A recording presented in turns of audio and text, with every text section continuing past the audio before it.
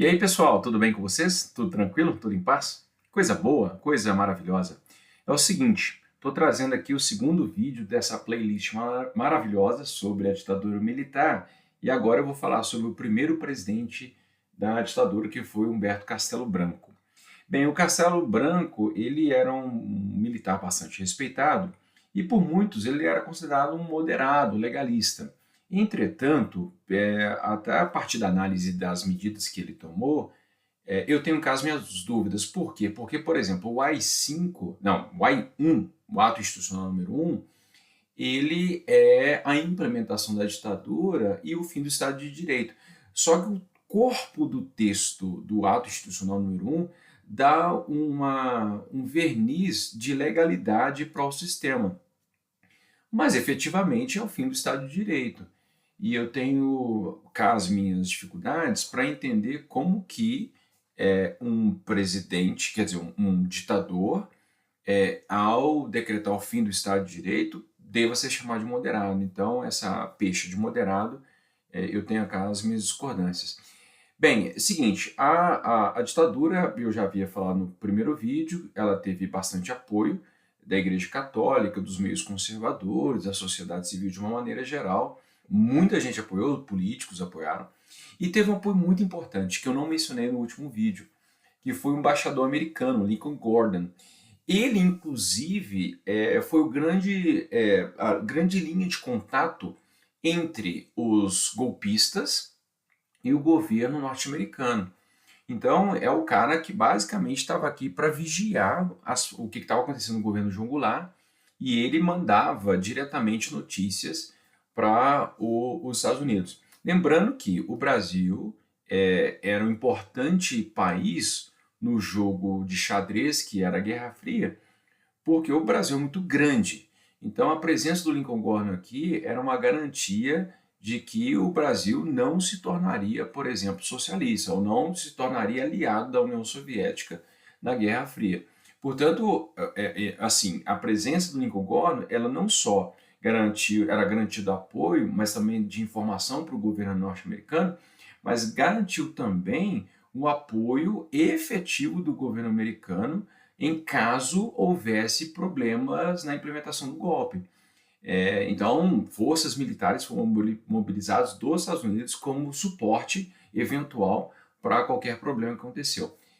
Aqui nós temos um documento, inclusive, que mostra justamente no dia 29 de março, um memorando que o Lincoln Gordon manda para o presidente dos Estados Unidos, mostrando justamente, e o tom, o que é interessante desse memorando, nesse documento que ele envia, é um tom bastante de preocupação de que existiam membros do governo João Goulart que eram comunistas.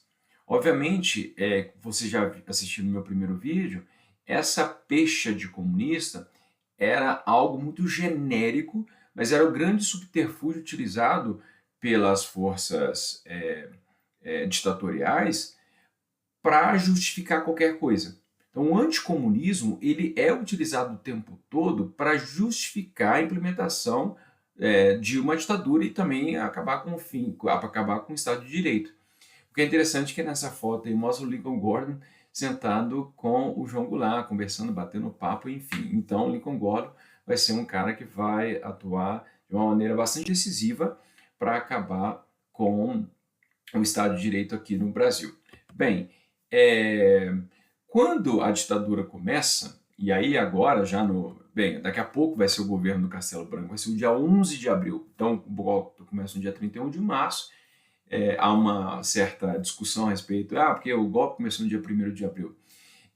Eu discordo, assim, dia 1º de abril é um momento assim que as coisas ficam mais claras, no dia 31, ele começa no dia 31, com um general aqui em Minas, o Mourão, né, ele vai para o Rio de Janeiro, então já começa no dia 31.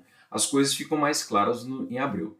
E aí no dia 9 de abril já começa a institucionalização, a Constituição é cassada, e aí começa a institucionalização dos atos institucionais.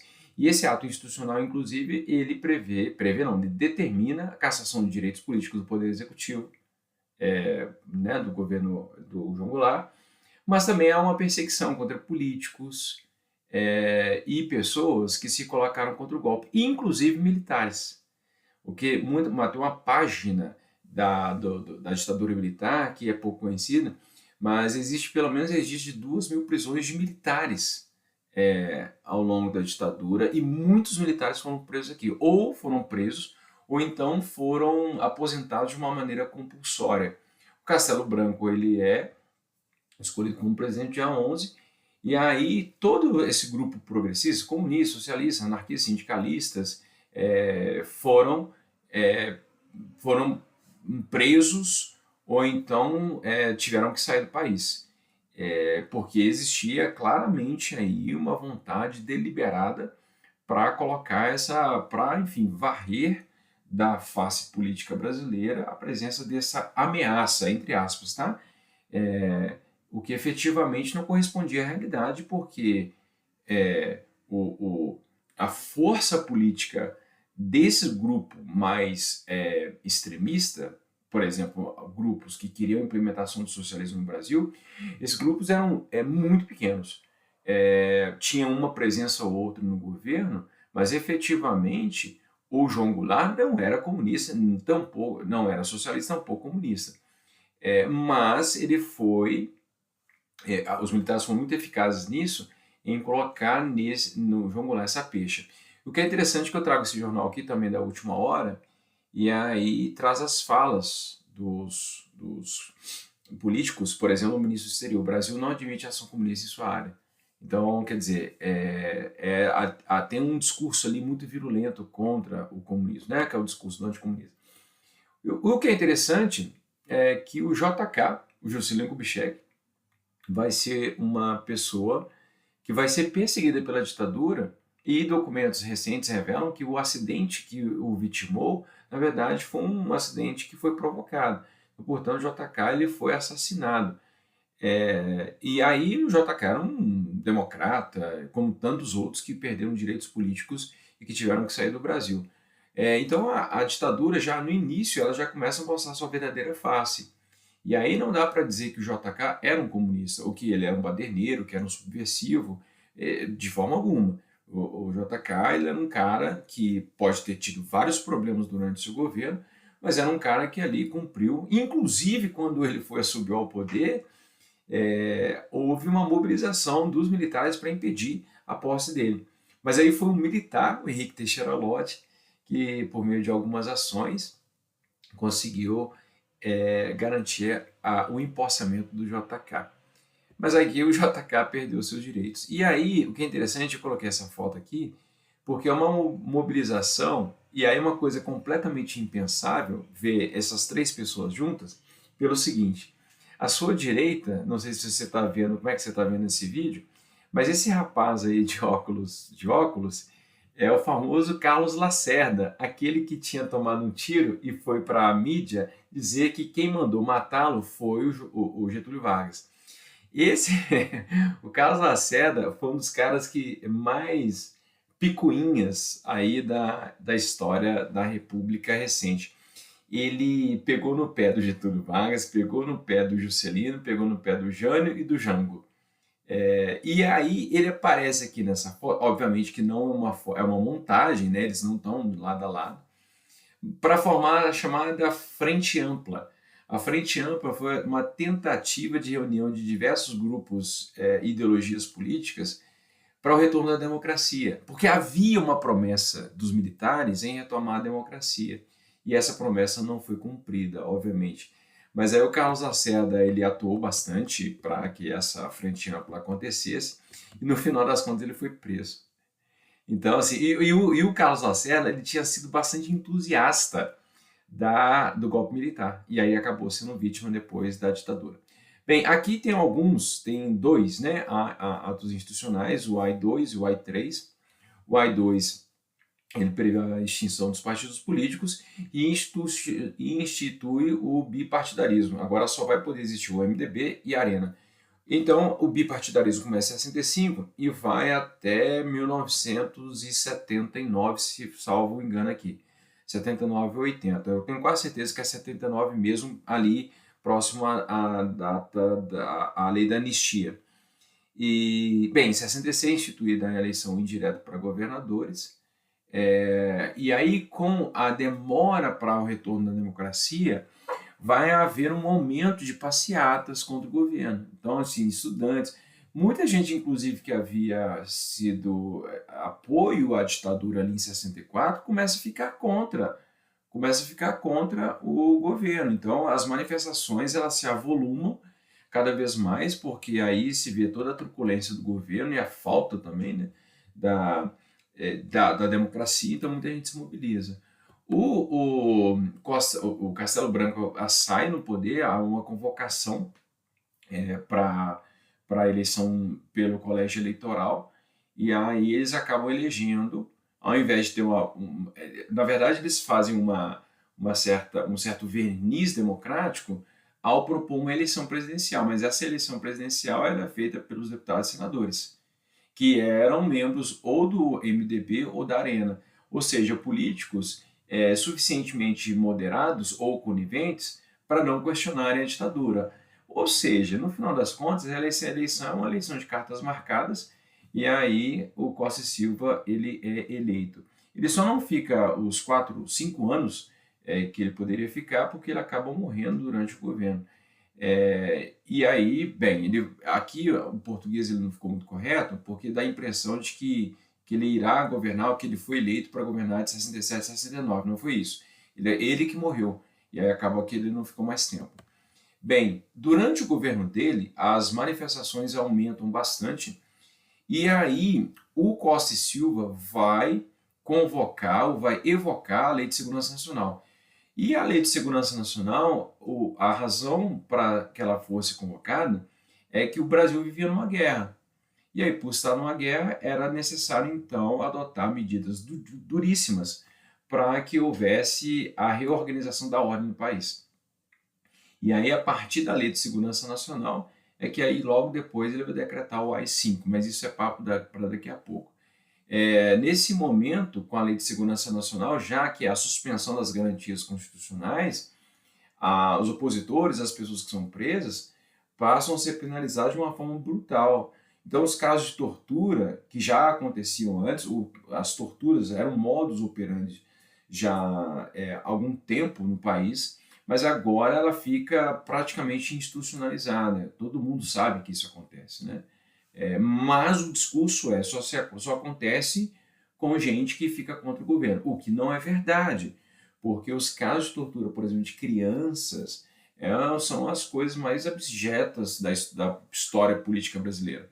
Bem, o Costa e Silva vai ser o cara, então, que vai institucionalizar o AI-5, que é papo para daqui a pouco, mas eu coloquei esse slide aqui justamente para mostrar a Elis Regina. Quem não conhece a Elis Regina, eu recomendo efusivamente que você escute as suas canções. Ela não era uma letrista, ela era uma intérprete com uma voz espetacular, e ela então passa a representar em alguma medida uma voz de contestação, embora seja uma voz muito menos contundente do que outras. Eu não estou falando da qualidade da voz dela, estou falando em termos de letra ou de intérpretes que cantavam músicas deliberadamente ou declaradamente contra a ditadura. E muita gente fez música, muita gente se manifestou no meio artístico, nas artes plásticas, na música, no cinema, enfim.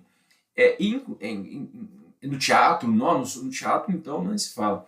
Mas eu coloquei aqui Jovem Guarda porque a Jovem Guarda ela entra aqui não como uma forma de contestação à ditadura, mas há uma forma de contestação a determinados padrões morais. Então, nesse sentido, embora muita gente da Jovem Guarda tenha sido conivente e apoiadora da ditadura militar, inclusive o senhor Roberto Carlos, mas no final das contas ela contribui um pouco para o crescimento de um clima subversivo no país, tá? Enfim, então havia muita contestação. No governo, antes do AI-5, estava tendo mobilizações nas ruas, como por exemplo a parte do assassinato do estudante do Edson Luiz, que ele foi assassinado num bandejão. Aqui está uma foto Antigamente os jornais eles exibiam pessoas assassinadas, pessoas mortas nas suas capas, enfim. Hoje isso é impensável, mas o Edson Luiz estava participando de uma manifestação, tomou um tiro, morreu, eles pegaram o corpo dele, levaram para a rua, e aí a partir disso ele se tornou uma espécie de emblema da turbulência do Estado.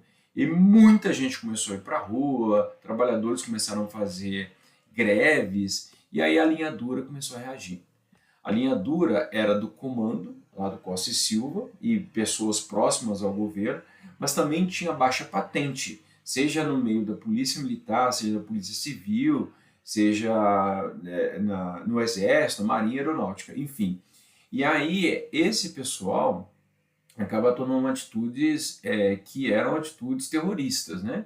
Por exemplo, existia uma força, um grupo chamado Comando de Caça aos Comunistas, CCC, que aí eles entravam de uma maneira muito truculenta e agrediam as pessoas que eventualmente estariam fazendo crítica ao governo. Colocaram uma bomba na Associação Brasileira de Imprensa, que era, obviamente, uma forma de também frear as críticas feitas ao governo. Atores são sequestrados, atores de teatro são sequestrados, espancados em outubro de 68, e há uma explosão de uma bomba no Teatro Opinião, no Rio de Janeiro. Ou seja, além da atuação do governo, havia a atuação de outros militares, outras pessoas de outras maneiras, para de alguma forma também causar um clima ali de instabilidade no país. Nesse momento também começa uma coisa muito importante, que é a luta armada. A luta armada, muita gente, né, ao analisar a luta armada, fala que ela foi uma reação ao AI-5. Só que a luta armada, na verdade, ela começa antes. Já a atuação de grupos armados antes de 68. Por exemplo, em 66, um grupo chamado de guerrilheiro tenta assassinar o Costa e Silva, e aí 3 pessoas morrem no aeroporto de Recife. Se eu não estiver enganado, no aeroporto de Guararapes, né? E aí foram pessoas mortas, assim. Explodiam bombas no consulado dos Estados Unidos em São Paulo, teve bombas no quartel, aí o sentinela morreu. E aí tem um caso interessante, que em julho de 68 acontece o assassinato do major alemão Edvard Westenhagen. Westenhagen. Bem, esse cara era nazista. O que é interessante é que há um tempo atrás, eu não sei exatamente quanto tempo, mas se não me falha a memória, uns 4, 5 anos atrás, houve manifestação de militares acusando, por exemplo, a esquerda de ter assassinado um herói da Segunda Guerra Mundial. Esse cara era nazista. Enfim, obviamente, né, que a gente tem que ter a ética profissional, eu não estou tomando nenhum lado, mas eu estou dando o nome correto ao que o cara era. E ele foi assassinado por um grupo armado. Enfim, em outubro de 68, houve mais um assassinato, que é aí do Charles Chandler, que era capitão dos Estados Unidos. Ou seja, nesse momento, estava tendo ali uma guerra, não silenciosa, porque tinha gente morrendo, mas estava tendo ali uma disputa e ações que pegavam pessoas específicas assim para assassinar, ou então pessoas que estavam no lugar errado, na hora errada, acabam sendo assassinadas também. E aí, por muito tempo, há uma análise bastante conivente, inclusive com os métodos utilizados pelos grupos armados, e aí atribuindo a eles um certo heroísmo, enfim. Esse é um debate que está em aberto, é um debate que é feito já há muitos anos, e hoje eu acho que a historiografia sobre a ditadura militar ela tem mais maturidade para lidar com isso, né?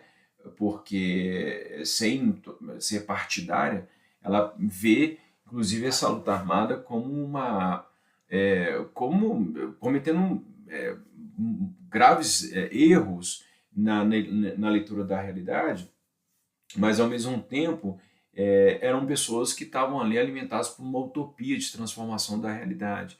Era um momento muito único no mundo, assim. E esses jovens, o que é interessante, é que eles eram quase predominantemente classe média alta, eram estudantes universitários e eram pessoas bastante esclarecidas. O que de fato aconteceu depois, no final das contas, é que muitos jovens que lutaram, participaram da luta armada, acabaram sendo mortos, ou foram presos. Quando não foram mortos assim no combate, eles foram presos, brutalmente torturados, e aí no final das contas foram assassinados na tortura. Muitos tiveram seus corpos desaparecidos, nunca se achou. Um dos casos mais emblemáticos é da guerrilha do Araguaia, mas eu vou falar da guerrilha do Araguaia daqui a pouco, tá? Eu vou falar mais um pouquinho sobre a luta armada, mas esse vídeo também já ficou muito grande e eu não quero me estender mais nele aqui, tá? Porque vocês já devem estar cansados de ouvir a minha voz. Tá bom, moçada? Então eu espero que vocês tenham entendido tudo que eu falei até agora e qualquer coisa me chame aqui que eu estarei sempre pronto para dirimir quaisquer dúvidas. Um grande abraço e até a próxima. Tchau!